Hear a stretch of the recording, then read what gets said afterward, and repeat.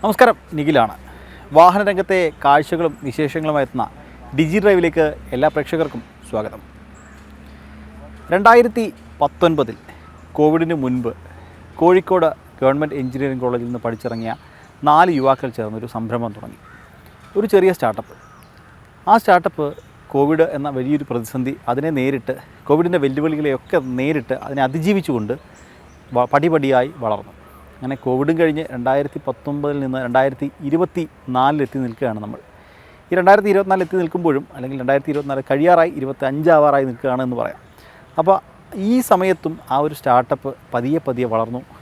നിലവിൽ അവരുടെ സെക്ടറിലെ മുടിചൂടാ മനന്മാരായ ടാറ്റയും ജിയും ഒക്കെ അവരുടെ കൂടെ മത്സരിച്ചുകൊണ്ട് ആ ഒരു സെക്ടറിലെ 1ാം സ്ഥാനക്കാരായി നിൽക്കുകയാണ് ഈ പറഞ്ഞൊരു സ്റ്റാർട്ടപ്പ്. ആ സ്റ്റാർട്ടപ്പിൻ്റെ വിശേഷത്തിലേക്ക് വരാം. അതിനുമുമ്പ് എല്ലാ പ്രേക്ഷകർക്കും ഡിജി ഡ്രൈവിലേക്ക് ഒരിക്കൽ കൂടി സ്വാഗതം.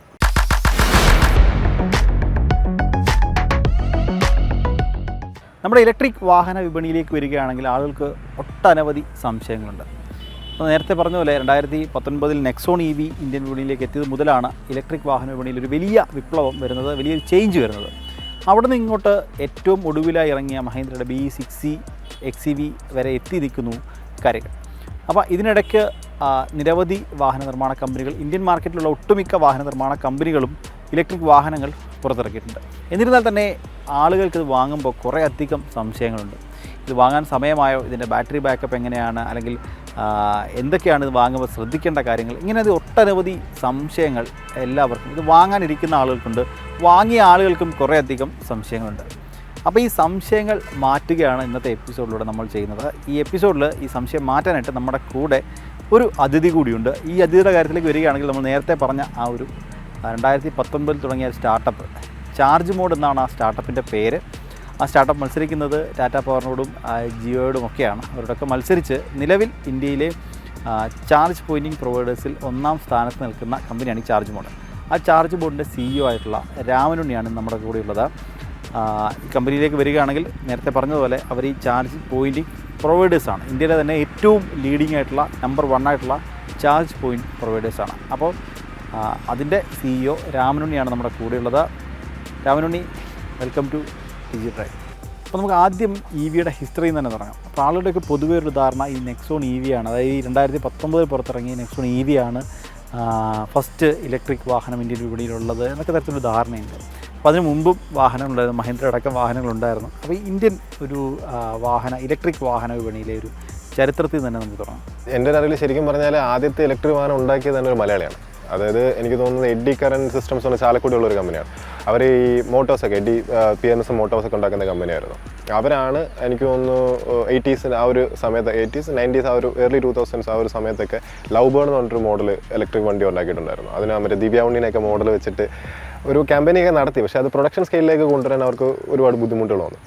പിന്നെ ശരിക്കും കാര്യപ്പെട്ടൊരു മാറ്റം ഈ ഇലക്ട്രിക് വെഹിക്കിൾ മേഖലയിൽ വരുന്നത് റേവ എന്ന് പറഞ്ഞിട്ട് നമ്മുടെ മൈനി, ചേതൻ മൈനിയുടെ ഇപ്പോഴത്തെ സൺ മൊബിലിറ്റിയുടെ പഴയ റേവ, അവരാണ് പിന്നീട് ഒരു ഇലക്ട്രിക് വെഹിക്കിൾ എന്താ പറയുക, ഒരു പ്രൊഡക്റ്റ്, ഒരു വർക്കബിൾ പ്രൊഡക്റ്റ് എന്ന രീതിയിലേക്ക് ഒരു ആശയമായിട്ട് വരുന്നത്.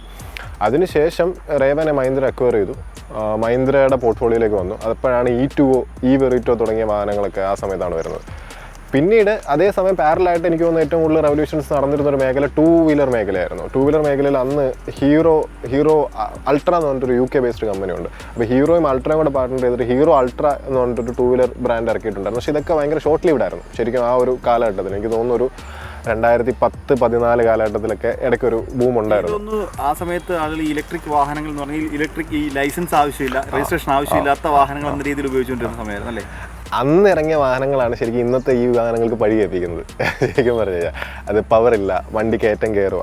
ശരിക്കും അന്ന് ഈ 2010-14 കാലഘട്ടത്തിൽ ഇറങ്ങിയ വാഹനങ്ങളൊക്കെ ലോ പവേർഡ് വെഹിക്കിൾസ് ആയിരുന്നു. അതൊക്കെ പ്രൈമറി ഒരു എക്കണോമിക് സെൻസ് മേക്ക് ചെയ്യുക എന്ന ഒബ്ജക്റ്റീവോട് കൂടി മാത്രം ഇറക്കിയ വാഹനങ്ങളാണ്. ലൈസൻസ് ഇല്ലാതെ ഓടിക്കുക അങ്ങനത്തെ ഒബ്ജക്റ്റീവോട് മാത്രം ഇറക്കിയ വാഹനങ്ങളാണ്. ഈവൻ 4 വീലേഴ്സ് നോക്കിക്കഴിഞ്ഞാൽ പോലും പവർ സെക്കൻഡറി കൺസിഡറേഷൻ ആയിരുന്നു, അല്ലെങ്കിൽ കംഫർട്ട് എന്ന് പറഞ്ഞ സെക്കൻഡറി കൺസിഡറേഷൻ ആയിരുന്നു. അവർ പ്രൂവ് ചെയ്യാൻ നോക്കിയിരുന്നത് this thing runs on electric എന്നുള്ളൊരു സംഭവം മാത്രമാണ് അവർ പ്രൂവ് ചെയ്യാൻ നോക്കിയിട്ടുണ്ടായിരുന്നത്. പക്ഷേ പിന്നീട് അത് മെയിൻ ഫ്രെയിമിലേക്ക് വന്നപ്പം they are what cars are, right? Electric വെഹിക്കിൾസും സാധാരണ കാർസും തമ്മിൽ യാതൊരു വ്യത്യാസമില്ല ഇന്നത്തെ ഒരു. വരാമനുണ്ണി, ആളുകളുടെ പ്രധാനപ്പെട്ട സംശയം, അതായത് ഇപ്പം ഇലക്ട്രിക് ചാർജിങ് അല്ലെങ്കിൽ ചാർജിങ് സ്റ്റേഷൻ, അതുമായിട്ട് ബന്ധപ്പെട്ട കാര്യത്തിലൊക്കെ വരാം. അതിനു മുമ്പ് ആളുടെ പ്രധാനപ്പെട്ട ഒരു സംശയം ഇലക്ട്രിക് വാഹനം വാങ്ങാൻ സമയമായോ എന്നുള്ളതാണ്. ശരിക്കും ഇലക്ട്രിക് വാഹനം വാങ്ങാൻ സമയമായോ? അത് ഓരോ ആൾക്കാരുടെ പേഴ്സണൽ പെർസ്പെക്റ്റീവ് തന്നെയാണ്. അത് നമുക്കൊരിക്കലും, പക്ഷേ ഇപ്പം എന്നെ സംബന്ധിച്ച് നോക്കുകയാണെന്നുണ്ടെങ്കിൽ ഇപ്പം ശരിക്കും it's sensible to buy an electric vehicle. ഒന്ന് എക്കണോമിക് സെൻസ് മേക്ക്. ഏറ്റവും പ്രധാനപ്പെട്ട കാര്യം നമ്മൾ എല്ലാവരും ഇലക്ട്രിക് വെഹിക്കിളിന് കൺസിഡർ ചെയ്യുമ്പോൾ പ്രൈമറി എക്കണോമിക് സെൻസ് തന്നെയാണ്. പെട്രോളും ഡീസലും തമ്മിലുള്ള പ്രൈസ് വ്യത്യാസം നോക്കുമ്പോൾ ഓൾമോസ്റ്റ് 1/5 to 1/10 എന്ന കോസ്റ്റിൽ വരെ നമുക്ക് വാഹനം ഓടിക്കാൻ പറ്റും comparing to petrol or diesel vehicle. അതൊരു പ്രധാനപ്പെട്ട അഡ്വാൻറ്റേജ് തന്നെയാണ്. അപ്പോൾ ഇന്ന് ഇറ്റ് മേക്ക് സെൻസ്. ആ ഒരു പ്രൈസ് ഇൻഡിക്കേറ്ററിൽ മാത്രം ഇറ്റ് മേക്ക് സെൻസ്. അതൊരു പ്രധാനപ്പെട്ട കാര്യമാണ്. പിന്നെ ഡിപ്പെൻഡബിലിറ്റി, വണ്ടി എത്രമാത്രം നമുക്ക് ഡിപ്പെൻഡ് ചെയ്യാൻ പറ്റുന്നുള്ള സംഗതി. 2019 ഇറങ്ങിയ ആദ്യത്തെ ഇത് ഫസ്റ്റ് ജനറേഷൻ നെക്സോണാണ് ശരിക്കും പറഞ്ഞത്. 2020 ഇറങ്ങിയ 19-20 ഇറങ്ങിയ ഫസ്റ്റ് ജനറേഷൻ നെക്സോണിൽ നിന്ന് 2024 ഇറങ്ങുന്ന വണ്ടിക്ക് കാര്യമായ മാറ്റമുണ്ട്. അത് ടെക്നോളജി സ്ഫിയറിലും ഉണ്ട്, ബാക്കി സ്പെസിഫിക്കേഷൻസിലാണെങ്കിൽ എല്ലാ കാര്യങ്ങളിലും ഉണ്ട്. അതിപ്പോൾ നമ്മൾ ഓരോ ജനറേഷൻ വണ്ടികൾ ഇറങ്ങുന്ന സമയത്ത് അതിൻ്റെ കാര്യപ്പെട്ട മാറ്റങ്ങൾ വരുന്നുണ്ട്. അപ്പം ഈ ഫസ്റ്റ് ജനറേഷൻ വണ്ടി എടുത്തവരെല്ലാം എന്തൂസിയാസ്റ്റുകളാണെന്ന് നമ്മൾ പറയാം. അത് ഇലക്ട്രിക് വാഹനത്തോട് അത്രയും താല്പര്യം ഉണ്ടായിട്ട് ഒരു എന്തൂസിയാസ്റ്റിൻ്റെ മേലെ വണ്ടി എടുത്ത ആൾക്കാരാണ്.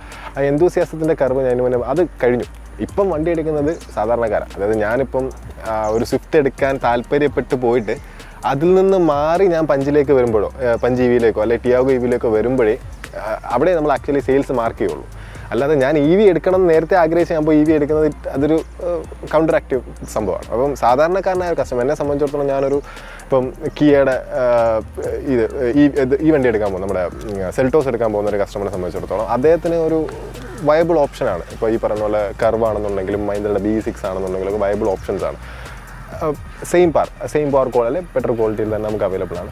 എന്നെ സംബന്ധിച്ചിടത്തോളം EV എടുക്കാനുള്ള സമയം അതിക്രമിച്ചിരിക്കുന്നത് പറയാൻ പറ്റും. ഇതിൽ ഏറ്റവും പറഞ്ഞൊരു കാര്യം എന്ന് വെച്ചാൽ ഇപ്പോൾ ആളുകളുടെ പ്രധാനപ്പെട്ടൊരു സംശയം കയറ്റം കയറുമ്പോൾ പവർ ഉണ്ടോ എന്നുള്ളതായിരുന്നു. അതിന് ഏറ്റവും വലിയൊരു തെളിവ് ഞാൻ പറഞ്ഞാൽ 2019 നിന്ന് 2024 ഇപ്പം വലിയ ചേഞ്ചസ് തന്നെ ഈ വിപണിയിൽ വന്നു. അതിന് ഏറ്റവും വലിയ ഉദാഹരണമാണ് മഹീന്ദ്ര അവരുടെ വാഹനം ലോഞ്ച് ചെയ്ത സമയത്ത്, B6 ലോഞ്ച് ചെയ്ത സമയത്ത് അവർ ആദ്യം ചെയ്തത്, ആൾക്ക് പ്രൂവ് ചെയ്തത് വലിക്കുമെന്നുള്ളത്. ഫുള്ളി ലോഡായിട്ടൊരു ട്രക്ക് വലിച്ചുകൊണ്ടായിരുന്നല്ലേ.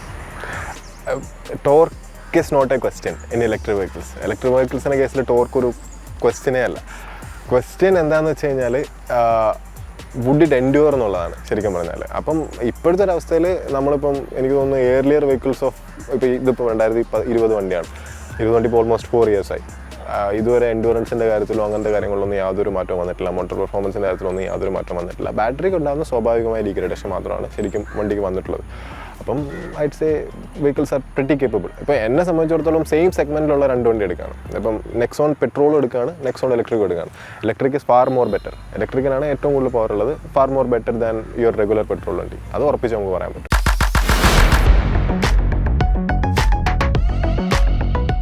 മറ്റൊരു പ്രധാനപ്പെട്ട ആളുകളുടെ പ്രശ്നം അല്ലെങ്കിൽ സംശയം എന്ന് പറയുന്നത് ഈ ബാറ്ററിയെ സംബന്ധിച്ചിട്ടാണ്. ഈ ബാറ്ററി പെട്ടെന്ന് ചാർജ് തീർന്നു പോകും, അല്ലെങ്കിൽ ചാർജ് തീർന്നു പോകുന്ന അപ്പുറത്തേക്ക് ബാറ്ററിക്ക് 5 വർഷം അല്ലെങ്കിൽ 8 വർഷമൊക്കെയാണ് കമ്പനി വാറണ്ടി പറയുന്നത്. അപ്പോൾ ഈ വാറണ്ടി പീരീഡ് കഴിഞ്ഞാൽ എന്ത് ചെയ്യും എന്നൊരു ആൾക്കാർക്കൊരു പേടിയുണ്ട്. അല്ലെങ്കിൽ ഇത് കഴിഞ്ഞാൽ വാഹനത്തിൻ്റെ കോസ്റ്റ് അല്ലെങ്കിൽ ഇതിൻ്റെ കോസ്റ്റ് ഭീകരമാകും, അങ്ങനെയൊക്കെ ആൾക്കാർക്ക് പേടിയുണ്ട്. അപ്പോൾ അതിനെപ്പറ്റി എന്താണ്? ഈ ബാറ്ററി പാക്ക് എന്ന് പറയുന്നത് ഭയങ്കര കോംപ്ലക്സ് ആയിട്ടുള്ളൊരു ആർക്കിടെക്ചറാണ് ശരിക്കും പറഞ്ഞു കഴിഞ്ഞാൽ. അത് ഡിസൈൻ ചെയ്യുന്നത് തന്നെ ലോങ് ലൈഫിൽ ഈ സാധനം ഓടണം, അത്രയും പവർലി ഈ സാധനം ഡെലിവറി ചെയ്യണം എന്നുള്ള കൺസെപ്റ്റ് തന്നെയാണ് ഇത് ഡിസൈൻ ചെയ്യുന്നത്. പിന്നെ എൻ്റെ ഒരു അറിവിലെന്ന് വെച്ച് കഴിഞ്ഞാൽ ഈ നമ്മൾ ഈ ഇലക്ട്രിക് വെഹിക്കിൾസിൻ്റെ കേസ് എടുക്കുമ്പോൾ നമ്മൾ ടോട്ടൽ കോസ്റ്റ് ഓഫ് ഓണർഷിപ്പ് എന്ന് പറയുന്ന ഒരു റാദർ ദാൻ കോസ്റ്റ് ഓഫ് ബൈങ്ങിനെക്കാട്ടിലും നമ്മൾ total cost of ownership over a period of years, അതായത് 5 വർഷത്തെ വാഹനത്തിൻ്റെ ടോട്ടൽ കോസ്റ്റ് ഓഫ് ഓണർഷിപ്പ് എന്ത് വരും, വിച്ച് ഇൻക്ലൂഡ്സ് നമ്മുടെ വണ്ടിയുടെ വില വരും, ചാർജിങ്ങിൻ്റെ റേറ്റ് കോസ്റ്റ് വരും, മെയിൻ്റനൻസ് ബാക്കി കാര്യങ്ങൾ എന്തെങ്കിലും ഉണ്ടെങ്കിൽ വരും. സാധാരണഗതിയിൽ നമ്മൾ ഒരു 5 to 8 year പീരീഡ് എടുത്ത് വണ്ടി അനുസരിച്ച് മാറും. 5 to 8 year പീരീഡിൽ ടോട്ടൽ കോസ്റ്റ് ഓഫ് ഓണർഷിപ്പ് നമുക്ക് ജസ്റ്റിഫൈ ചെയ്യാൻ പറ്റും ഒരു ഇലക്ട്രിക് വണ്ടീനെ സംബന്ധിച്ചിടത്തോളം. അതായത് ഇപ്പോൾ ഒരു ടിയാഗോ EV എടുക്കുന്നു. ടിയാഗോ EV എനിക്ക് ഒരു ആവറേജ് ഒരു നല്ല ഓട്ടോ ഉള്ള ഒരാളാണെന്നുണ്ടെങ്കിൽ വാറണ്ടി പീരീഡ് തീരുന്നതിനോട് സൈമൾട്ടേനിയസ് ആയിട്ട് തന്നെ എനിക്ക് തോന്നുന്നത് നമ്മുടെ ആ വണ്ടിയുടെ ടോട്ടൽ കോസ്റ്റ് ജസ്റ്റിഫൈ ആവും. അപ്പോൾ അങ്ങനെ ഒരു കൺഫ്യൂഷൻ്റെ ആവശ്യമില്ല. പിന്നെ ഈ ബാറ്ററീസ് ഒന്നും അത്ര പെട്ടെന്നൊന്നും കൺഫ്യൂഷൻ ആവത്തൊന്നുമില്ല. ഇവിടെ ഇപ്പോഴും നോക്കുകയാണെന്നുണ്ടെങ്കിൽ MGയുടെ വിൻസർ ലൈഫ് ടൈം വാറണ്ടിയാണ് കൊടുക്കുന്നത് ബാറ്ററിക്ക്. മഹീന്ദ്ര B6 പറയുന്നത് ലോങ് ടൈം വാറണ്ടിയാണ് പറയുന്നത്. അതുമാത്രമല്ല പല വാഹനങ്ങളും യൂറോപ്യൻ മാർക്കറ്റിലും ഒക്കെ ലൈഫ് ലോങ് വാറണ്ടി തന്നെയാണ് കൊടുക്കുന്നത്. ഇപ്പം സെയിം തിങ് MGയുടെ വിൻസർ എന്ന് പറയുന്നത് ക്ലൗഡാണ്. അത് എനിക്ക് തോന്നുന്നത് ഓൾമോസ്റ്റ് ലൈഫ് ടൈം വാറണ്ടി തന്നെയാണ് യൂറോപ്യൻ മാർക്കറ്റിലും കൊടുത്തുകൊണ്ടിരിക്കുന്നത്. സോ ആ ഒരു കൺഫ്യൂഷൻ ഓൾമോസ്റ്റ് മാറിക്കൊണ്ടിരിക്കുകയാണ്. ബാറ്ററി ഒരു ക്വസ്റ്റ്യനബിൾ സാധനമാണെന്നുള്ള കൺഫ്യൂഷൻ മാറിക്കൊണ്ടിരിക്കുകയാണ്. ഏർലിയർ ജനറേഷൻ വാഹനങ്ങൾക്ക് കുറേ പ്രശ്നം ഉണ്ടായിരുന്നു, ബാറ്ററി സൈഡിലും കുറേ പ്രശ്നം ഉണ്ടായിരുന്നു. അത് ഈ പറയുന്ന പോലെ കുറച്ച് ടീത്തിങ് ഇഷ്യൂസ് ഉണ്ട്, R&D സൈഡിലുണ്ടാകുന്ന കുറച്ച് ഇഷ്യൂസ് ഉണ്ട്. പക്ഷേ ലേറ്റർ ഇപ്പോൾ ഒരു 23-24 ഇറങ്ങിയ വണ്ടികളൊക്കെ ആണെന്നുണ്ടെങ്കിൽ എനിക്ക് തോന്നുന്നു they are pretty safe in terms of battery tech. ഇനി ആൾക്കാരുടെ ഏറ്റവും വലിയൊരു സംശയം അല്ലെങ്കിൽ ഒരു ചോദ്യം എന്ന് പറയുന്നത് ചാർജിങ് സ്റ്റേഷനാണ്. കാരണം ഈ പറഞ്ഞ പോലെ EV വാങ്ങാൻ നിൽക്കുന്ന ആളുകളെയൊക്കെ ഒന്നും കൂടെ ഒന്ന് ചിന്തിപ്പിക്കുന്നത്, അല്ലെങ്കിൽ പലരും പറയുന്നത് നീ ഇവിടുന്ന് വിട്ട് കഴിഞ്ഞാൽ നിനക്ക് ലോങ് പോകാൻ വലിയ ബുദ്ധിമുട്ടായിരിക്കും, ഈ ലോങ് പോകുമ്പോൾ ചാർജ് ചെയ്യാൻ ബുദ്ധിമുട്ടായിരിക്കും. ഈ ചാർജിങ് സ്റ്റേഷൻ അതിൻ്റെ ഇൻഫ്രാസ്ട്രക്ചർ നിലവിൽ നമ്മുടെ രാജ്യത്തെ ഇൻഫ്രാസ്ട്രക്ചറിൻ്റെ ഒരു, കാരണം നിങ്ങൾ ലീഡിംഗ് ആയിട്ടുള്ള പ്രൊവൈഡേഴ്സാണ് ചാർജിങ് സ്റ്റേഷൻ, ചാർജിങ് പോയിൻ്റ് പ്രൊവൈഡേഴ്സാണ്. അപ്പോൾ നിങ്ങളുടെ ഒരു കണക്കൂട്ടലിൽ നിലവിൽ കേരളത്തിലെ അല്ലെങ്കിൽ ഇന്ത്യയിലെ ഈ ചാർജിങ് പോയിൻ്റ് അതിൻ്റെ ഇൻഫ്രാസ്ട്രക്ചറിൻ്റെ ഡെവലപ്മെൻറ്റ് എങ്ങനെയാണ്? ഇന്ത്യയിൽ എല്ലാ സംസ്ഥാനത്തിലും ഒരേപോലെ നമുക്ക് ട്രാവൽ ചെയ്യാൻ പറ്റില്ല. ഇപ്പോൾ ഉദാഹരണം നോക്കുകയാണെങ്കിൽ കേരളത്തിൽ ഡിസ്റ്റൻസ് ബിറ്റ്വീൻ 2 ചാർജേഴ്സ് എന്ന് പറയുന്നത് 13 കിലോമീറ്ററാണ്. ആവറേജ് 13 കിലോമീറ്ററാണ് ഒരു ചാർജർ നമുക്ക് കിട്ടും എന്നുള്ളതാണ് കണക്ക്. അത് എഫക്റ്റീവ്ലി ആവറേജ് ആണ്, എല്ലാ സ്ഥലത്തും അങ്ങനെ വരണമെന്നില്ല. പക്ഷേ എഫക്റ്റീവ്ലി 13 കിലോമീറ്ററിന് ഇടയ്ക്ക് നമുക്കൊരു ചാർജർ വരും. അത് വി ക്യാൻ ഡൂ ദാറ്റ്. ബീഹാറിൽ പോയി കഴിഞ്ഞാൽ 250 കിലോമീറ്ററിന് ഇടയ്ക്കാണ് ഒരു ചാർജർ വരുന്നത്, 213 കിലോമീറ്ററിന് ഇടയ്ക്കാണ് ഒരു ചാർജർ വരുന്നത് ആസ് പെർ ഡേറ്റ. അത് പാടാണ്. അതിന് പക്ഷേ ഒരു പ്രശ്നം എന്ന് വെച്ച് കഴിഞ്ഞാൽ ഇപ്പോൾ കേരളത്തിലെ ആൾക്കാർ ചാർജറിന് മേലെ ഇൻവെസ്റ്റ് ചെയ്യുന്നുണ്ടെന്ന് വെച്ച് കഴിഞ്ഞാൽ യൂസേജ് ഉണ്ട്, റിട്ടേൺസ് ഉണ്ട്. So it make sense. ബീഹാറിൽ അല്ലെങ്കിൽ അങ്ങനത്തെ ഒരു റീജിയനിൽ വാഹനങ്ങൾ കുറവാണ്. അപ്പോൾ നമ്മളിപ്പം കൊണ്ട് ഇൻഫ്രാസ്ട്രക്ചർ ബിൽഡ് ചെയ്ത് കഴിഞ്ഞ് കഴിഞ്ഞാൽ വലിയ പാടാണ്. അവിടെയാണ് ശരിക്കും ഗവൺമെൻറ് ഇൻ്റർവെൻഷൻ്റെ അത്യാവശ്യം വരുന്നത്.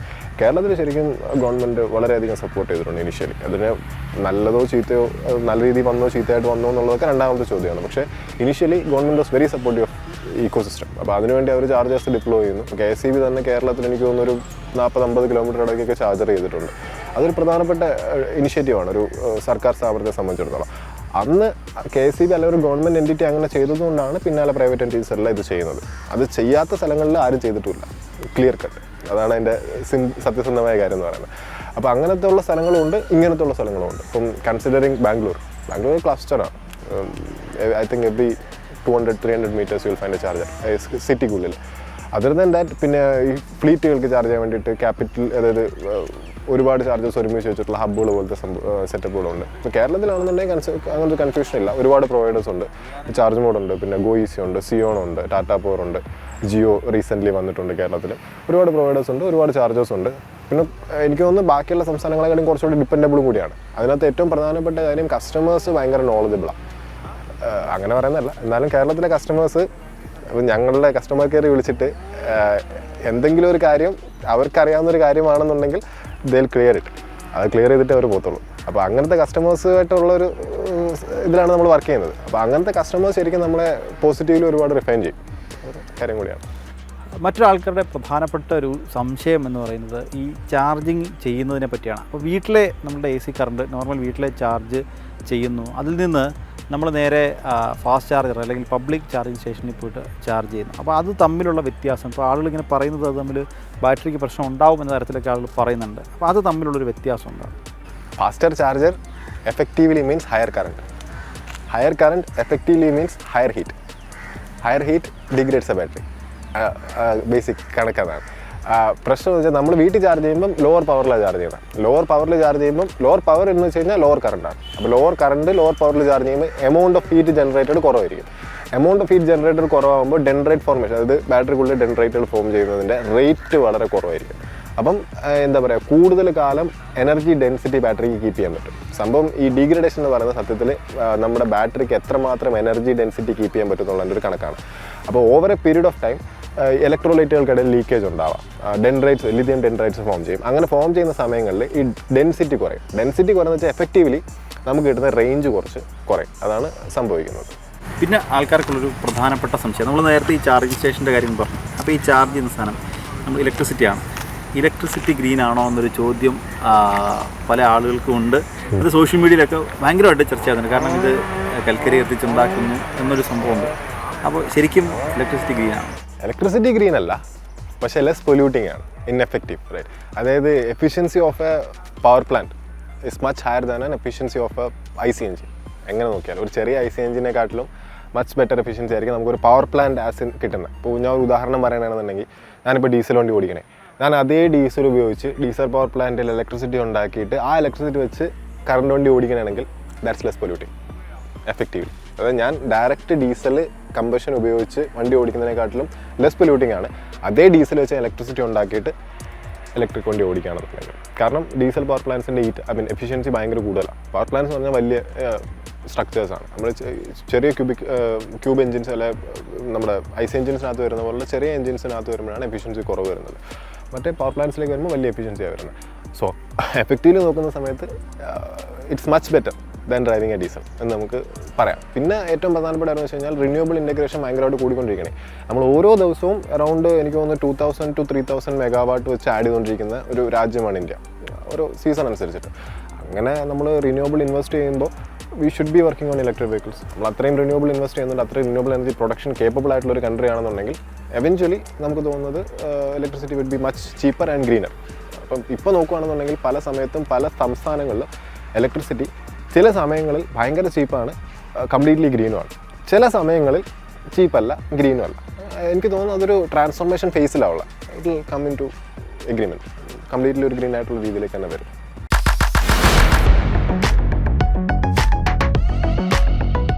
ഇന്ത്യ ഈ ഒരു EV മാർക്കറ്റ് ലീഡ് ചെയ്യാനുള്ള സാധ്യത എത്രത്തോളമാണ്? കാരണം ഇപ്പോൾ ഇത്രത്തോളം EV ഇലക്ട്രിക് മോഡലുകൾ ഇലക്ട്രിക് ഓപ്ഷൻസ് നമ്മുടെ കേരളത്തിലേക്ക് അല്ലെങ്കിൽ ഇന്ത്യയിലേക്ക് എത്രത്തോളം ഓപ്ഷൻസ് വരുന്നുണ്ട്. അപ്പം ഈ ഇലക്ട്രിക് വിപണി ഇന്ത്യ ലീഡ് ചെയ്യാനുള്ള സാധ്യത എത്രത്തോളമാണ്? അതിന് കേന്ദ്ര സർക്കാരിൻ്റെ ഭാഗത്തു നിന്ന് പോളിസികൾ അല്ലെങ്കിൽ അതിന് കൃത്യമായ പ്ലാനുകൾ കേന്ദ്ര സർക്കാരിനുണ്ട് എന്നാണ് ഞാൻ മനസ്സിലാക്കുന്നത്. അത് എത്രത്തോളം ഉണ്ട് അതിനൊരു സാധ്യത?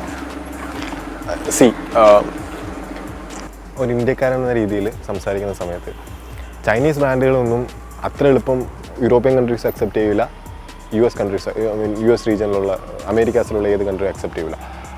അവിടെ നമുക്ക് വലിയ അഡ്വാൻറ്റേജ് ഉള്ള ശരിക്കും പറഞ്ഞാൽ. നമുക്ക് ഇതുവരെ ഉണ്ടായിരുന്ന കുറച്ച് ലിമിറ്റേഷൻസിൽ ഏറ്റവും പ്രധാനപ്പെട്ട കാര്യം വെച്ച് കഴിഞ്ഞാൽ ടെക്ക് പ്രൂവ് ചെയ്യാൻ പറ്റിയിട്ടില്ല. വയബിൾ ആയിട്ടുള്ള വണ്ടികൾ ഇപ്പം നമുക്കൊരു ടെസ്ലയുടെ ഇക്വലൻ്റ് ആയിട്ടുള്ളൊരു വണ്ടി ഉണ്ടോ എന്ന് വെച്ച് കഴിഞ്ഞാൽ ഇല്ലായിരുന്നു. ഇത്രയും നാളില്ലായിരുന്നു. ഉണ്ടാവും, എന്ത് സംശയമൊന്നും ഇല്ലാത്ത കാര്യമാണ്. മഹീന്ദ്രയുടെ V6 കണ്ടില്ല. എൻ്റെ അഭിപ്രായത്തിൽ ശരിയൊന്നും ആവണമെന്നില്ല, കേൾക്കുന്ന ആൾക്കാർ ഇഷ്ടപ്പെടണമെന്നില്ല. But I'd say V6 is a much better vehicle than Tesla's base model vehicle. ഒന്നാമത് പ്രൈസിൻ്റെ വ്യത്യാസം, ആ പ്രൈസ് കമ്പാരിസൺ $1,00,000 താഴെ almost everything what a Tesla would gives including ADAS, right? പിന്നെ FSD ഒന്നും ഇവിടെ ആവശ്യമില്ലാത്ത കാര്യമാണ്. എനിക്ക് തോന്നുന്നു ടെസ്ലയുടെ FSDയുടെ വിലയുള്ള ഈ വണ്ടിക്ക് ടെസ്ലയുടെ ഫുൾ സെൽഫ് ഡ്രൈവിങ്ങിൻ്റെ കാശുള്ള ഈ വണ്ടിയുടെ വില എന്ന് പറയുന്നത് അത്രയും വലിയ വ്യത്യാസമുണ്ട് ഇതിനകത്ത്. അപ്പം പിന്നെ ഈ പറയുന്ന പോലെ എന്ന് വെച്ച് കഴിഞ്ഞാൽ പല മാർക്കറ്റുകളും ഇപ്പം ഡിക്റ്റേറ്റ് ചെയ്യുന്നത് ചൈനീസ് വെഹിക്കിൾ മാനുഫാക്ചറേഴ്സാണ്. സ്പെസിഫിക്കലി BYD പോലത്തെ വൂലിംഗ് പോലത്തെ വാഹന മാനുഫാക്ചറേഴ്സാണ് ലീഡ് ചെയ്യുന്നത്. പക്ഷേ എല്ലാ സ്ഥലത്തും ഉള്ള പോലെ തന്നെ ഒരു ഗ്ലോബൽ ഡിസ്ട്രസ്റ്റ് ഉണ്ട് ആ ബ്രാൻഡുകൾക്കെതിരെ. ഇന്ത്യയിലുണ്ട്. ഇപ്പം ഒരു ഇന്ത്യക്കാരൻ എന്ന രീതിയിൽ പല ആൾക്കാരും BYD എടുക്കാത്തതിന് വ്യക്തമായ ഒരൊറ്റ കാരണമേ ഉള്ളൂ. അത് ഇമോഷണലാണ്, ടെക്നിക്കലല്ല, വേറൊന്നുമല്ല. ഇറ്റ്സ് പ്ലെയിൻ ഇമോഷണൽ ബയസ് ഒറ്റ കാരണം കൊണ്ട് മാത്രം BYD എടുക്കാത്ത ഒരുപാട് കസ്റ്റമേഴ്സിന് എനിക്ക് പേഴ്സണലി അറിയാം. അതുണ്ടാവും, പല സമയത്തും പോരാ എന്ന് പബ്ലിക്കലി പല ആൾക്കാരും പറഞ്ഞിട്ടും no problem will take Tata എന്ന് പറയുന്നത് ഇമോഷൻ്റെ പുറത്ത് തന്നെയാണ്. അപ്പോൾ ആ ഇമോഷൻ്റെ മേലെ ഇന്ത്യൻസ് അത്രയും ഒരു കൺവിക്ഷൻ മേക്ക് ചെയ്തിട്ടുണ്ട് എന്ന് ഇരിക്കുന്ന സന്ദർഭത്തിൽ മഹീന്ദ്രയും ടാറ്റയും പോലത്തെ വാഹന മാനുഫാക്ചറേഴ്സ് വയബിൾ ആയിട്ടുള്ള ക്വാളിറ്റി പ്രോഡക്ട്സ് ആയിട്ട് വരുമ്പോൾ we have A global stage, അതൊന്നും സംശയമൊന്നുമില്ല. പിന്നെ മഹീന്ദ്രയുടെ ഇപ്പോൾ case എടുക്കുകയാണെന്നുള്ള Pininfarina is a global brand owned by Mahindra. JLR is a global brand owned by Tata. എനിക്ക് തോന്നുന്നത് ടാറ്റ എന്ന ബ്രാൻഡിലോ മഹീന്ദ്ര എന്ന ബ്രാൻഡിലോ അവർ സ്റ്റേജ് സെറ്റ് ചെയ്യുന്നതിന് പകരം maybe they might set the stages in different brand names because they have the brands with them, right? അതൊരു പ്രധാനപ്പെട്ട കാര്യമാണ്. അപ്പം ഇതിനൊക്കെ ഒരു അജണ്ട ഉണ്ടാവും, ചുമ്മാ പോയിട്ട് ഒരു കമ്പനി കയറിയില്ലല്ലോ. അവർക്ക് ശരിക്കും സ്റ്റേജൊക്കെ കുറേയൊക്കെ സെറ്റ് ചെയ്തിട്ടുണ്ട്. നൗ പ്രൊഡക്ട്സ് മെച്ചുവർ ആവുന്നതനുസരിച്ച് I think Indian manufacturers might be able to take up global chunk of sales എന്ന് തന്നെയാണ് എൻ്റെ വിശ്വാസം. ഞാൻ നേരത്തെ പറഞ്ഞൊരു കാര്യമുണ്ട്, അതായത് കേന്ദ്ര സർക്കാരിൻ്റെ ഭാഗത്തു നിന്നൊരു പിന്തുണ ഈ EV മാർക്കറ്റിന് വേണ്ടിയിട്ടുള്ള ഒരുപാട് പോളിസി ഉണ്ടായിരുന്നു ശരിക്കും പറഞ്ഞാൽ. അതായത് ഫെയിം 1, ഫെയിം 2, ഇപ്പം PME ഡ്രൈവ്. ഫെയിം 1ഉം ഫെയിം 2ഉം ശരിക്കും പറഞ്ഞാൽ ഈ നമ്മുടെ പ്രൈവറ്റ് വാഹന ഉപഭോക്താക്കളെയൊക്കെ കൂടുതൽ സപ്പോർട്ട് ചെയ്യുന്ന രീതിയിലായിരുന്നു ഫെയിം 1, ഫെയിം 2 ഡിസൈൻ ചെയ്തിട്ടുണ്ടായിരുന്നു. പക്ഷേ ഇപ്പോൾ സർക്കാർ പറയുന്നത് പ്രൈവറ്റ് വാഹനങ്ങൾ ഇൻസെൻറ്റീവൈസ് ചെയ്യേണ്ട, അതിൻ്റെ സമയം കഴിഞ്ഞു. അപ്പോൾ മഹീന്ദ്ര 18 ലക്ഷത്തിന് വണ്ടി ഇറക്കിയിട്ടുണ്ട്. Don't subsidize it anymore, right? People are capable of buying the vehicle at that price. ആൾക്കറിയാം, കാരണം അങ്ങനെ വാങ്ങിച്ചു കഴിഞ്ഞാലും പെട്രോൾ അടിക്കുന്ന പൈസയായിട്ട് കമ്പയർ ചെയ്യുമ്പോൾ ലാഭമാണ്. അതുകൊണ്ട് പ്രൈവറ്റ് വെഹിക്കിൾസിനെ സബ്സിഡൈസ് ചെയ്യുന്നത് കുറയ്ക്കുക, കൊമേഴ്സ്യൽ വാഹനങ്ങളെ സബ്സിഡൈസ് ചെയ്യുന്നത് കൂട്ടുക. ഇപ്പം ബസ്സുകളായിക്കോട്ടെ, കൊമേഴ്സ്യൽ ട്രക്കുകളായിക്കോട്ടെ, കൊമേഴ്സ്യൽ 3 വീലേഴ്സ് ആയിക്കോട്ടെ, ആംബുലൻസുകളായിക്കോട്ടെ. ആംബുലൻസിനൊക്കെ ഭയങ്കര സബ്സിഡിയാണ് കൊടുത്തേക്കുന്നത്. അപ്പോൾ ഇതൊക്കെ വരുന്ന സമയത്ത് കൊമേഴ്സ്യൽ ആസ്പെക്റ്റ് ഭയങ്കരമായിട്ട് സ്ട്രെങ്ത് ഉണ്ടാവും, ഇലക്ട്രിക് വെഹിക്കിളിലേക്ക് വരും. അപ്പം ഗവൺമെൻറ്റിന് വളരെ പ്ലാൻഡ് ആയിട്ടുള്ള മൂവ് തന്നെയാണ്. ഫെയിം 1ഉം ഫെയിം 2ഉം പ്രൈവറ്റ് അഡോപ്ഷനെ സപ്പോർട്ട് ചെയ്തു. PME ഡ്രൈവിലേക്ക് വരുമ്പോൾ കൊമേഴ്സ്യൽ അഡോപ്ഷനെ കുറച്ചുകൂടെ സപ്പോർട്ട് ചെയ്തു. അത് ഒരു നല്ല രീതി തന്നെയാണ് സെൻട്രൽ ഗവൺമെൻറ് സൈഡിൽ നിന്ന് കാര്യങ്ങൾ എടുത്തിട്ടുണ്ടായിരുന്നത്. പിന്നെ അത് കൂടാതെ കേരള ഗവൺമെൻറ്റിൻ്റെ ഒരു EV പോളിസി ഉണ്ട്. അതിൽ കൂടുതലായിട്ട് എനർജി സൈഡിലെ കാര്യങ്ങളാണ് പറയുന്നത്. അതും വിത്തിൻ നമ്മുടെ സെൻട്രൽ ഇലക്ട്രിസിറ്റി അതോറിറ്റിയുടെയും മിനിസ്ട്രി ഓഫ് പവറിൻ്റെയും ഗൈഡ് ലൈൻസിൻ്റെ ഉള്ളിൽ നിന്നുകൊണ്ടുള്ള ഒരു ഡയറക്റ്റീവാണ് കേരള KCB ആണ് നോഡൽ ഏജൻസി. KCB പുറത്തു വിട്ടിട്ടുള്ള നമ്മുടെ EV പോളിസി എന്ന് പറയുന്നത്. ഇപ്പം government is very much supportive. പക്ഷേ എനിക്ക് തോന്നുന്നു ഒരു ചെറിയ സപ്പോർട്ടും കൂടെ വേണ്ടത് എക്സ്പോർട്ട് ഓറിയൻറ്റഡ് സബ്സിഡീസും കൂടെ കൊണ്ടുവരാൻ പറ്റിക്കഴിഞ്ഞാൽ നല്ലതായിരിക്കും. ഈ നേരത്തെ പറഞ്ഞ globally would we be able to sell എന്നുള്ളൊരു ചോദ്യമുണ്ട്. ഞങ്ങളാണെന്നുണ്ടെങ്കിലും നമ്മൾ ഓസ്ട്രേലിയയിലും നേപ്പാളിലൊക്കെ ചാർജസ് ചെയ്യുന്നുണ്ട്, ഓപ്പറേറ്റ് ചെയ്യുന്നുണ്ട്.